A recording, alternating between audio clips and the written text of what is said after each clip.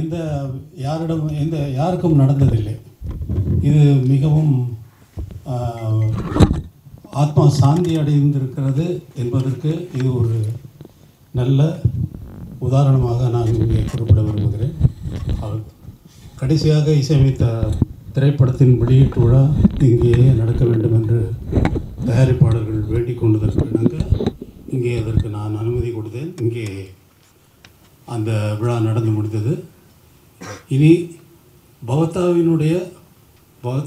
பாடிய பாடல்கள் அனைத்தையும் என்னுடைய இசைக்குழுவினர்கள் இங்கே பாடவிருக்கிறார்கள்.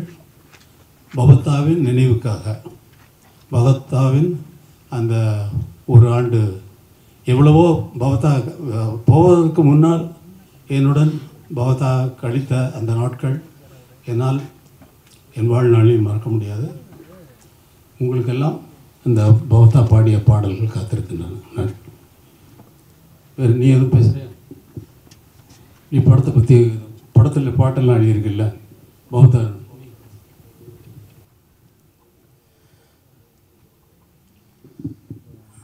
எல்லோருக்கும் வணக்கம். ஐயா பேசுனது மாதிரி இது ஒரு கனவு மாதிரி இருக்குது. இந்த ஒரு வருடம் இது நடந்தது நிஜமா இல்லை நிழலான்னு நம்ப முடியாத ஒரு சூழல்.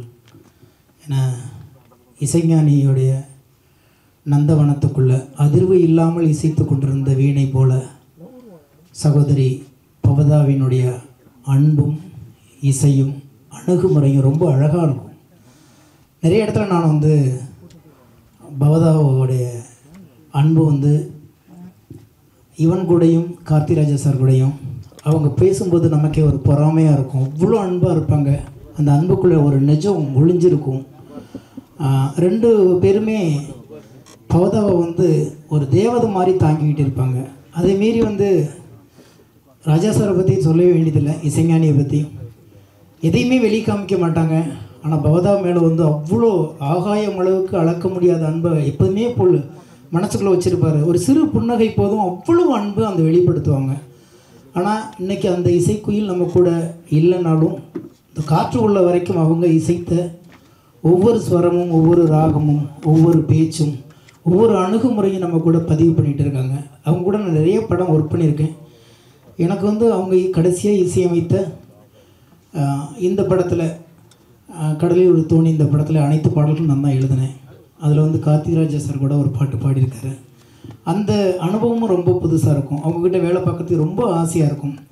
என்ன வேணுங்கிறதே பூவிலுக்கு இதழ்கள் கசங்காமல் பூக்களை மடித்து பார்ப்பது போல் ஒவ்வொரு விஷயத்தையும் அழகாக சொல்லி வாங்குவாங்க. அவ்வளோ அழகான ஒரு அந்த தன்மை எங்கேருந்து வந்துச்சுன்னு தெரில. ஏன்னா அவ்வளோ அழகாக எல்லா அணுகுமுறையும் இருக்கும். நிஜமாக நான் இந்த படத்தில் ஒர்க் பண்ணதில் ரொம்ப நான் பெருமைப்படுறேன். ஏன்னா அவங்களுடைய வாழ்வு தொடரில் நானும் ஒரு ஓரத்தில் இருக்கேன் அப்படிங்கிறது. இந்த படத்தை தயாரிக்கிறதுக்காண்டி லண்டன்லேருந்து அந்த தயாரிப்பாளர் மேலாவாக இருக்கட்டும், இந்த படத்தோட இசையமைத்த இயக்குனர் ஈசனாக இருக்கட்டும், அவ்வளோ நேசித்து தான் பவதாவை இந்த படத்துக்கு இசையமைக்க வச்சாங்க. அவங்களும் அந்தளவுக்கு ஈடுபாடோடு இந்த படத்தில் பண்ணியிருக்காங்க.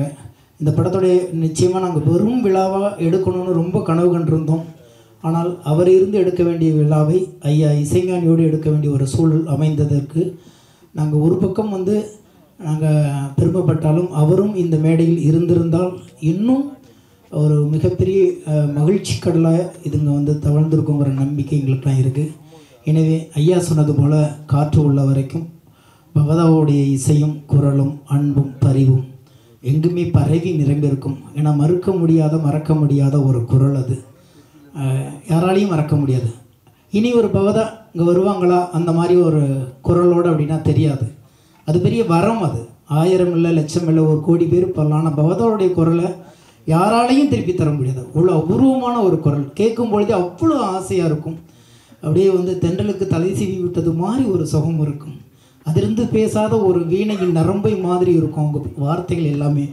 ஏன்னா அவங்க கூட இருந்து பழகி பார்த்தா தான் தெரியும். எனவே எங்கிருந்தாலும் அன்பு சகோதரியோடைய ஆத்மா ஐயா சொன்னது மாதிரி நம்ம கூட தான் இருந்துக்கிட்டே இருக்கும். இசையாகவும் அன்பாகவும் இருக்கும். இந்த மேடையில் எனக்கு ஒரு சின்ன வாய்ப்பு கிடைத்ததற்கு நான் தான் ரொம்ப இந்த நேரத்தில் எல்லாத்துக்குமே நன்றி சொல்ல வேண்டியிருக்குது. புயலில் ஒரு தோணி திரைப்படம் நிச்சயமாக மிகப்பெரிய வெற்றி அடையும். அதன் மூலமாகவும் பவதாருடைய அந்த இசை இன்னும் ஓங்கி வளருங்கிற நம்பிக்கை எங்களுக்கு எல்லாத்துக்குமே இருக்குது. இந்த வாய்ப்பை கொடுத்த இசைஞானிக்கு தான் படக்குழுவின் சார்பாகவும் இந்த குடும்பத்தின் சார்பாகவும் மீண்டும் ஒரு நன்றிகளையும் உங்களுடைய தயவான அன்பையும் நாங்கள் மீண்டும் மீண்டும் தெரிவித்துக் கொள்கிறோம். நன்றி. நன்றி ஸ்நேகன் சார். நினைவுகளோடு நீங்கள் இணைந்தமைக்கு ராஜா சார் சொன்ன மாதிரி பிறந்த தேதியும் திதியும் இன்று இணைந்த நாள். ஆக இது அருமையான நாளும் கூட. திரைப்படத்துடைய தயாரிப்பாளர் திருமதி ருமிலா அவர்களை அன்போடு அழைக்கிறோம்.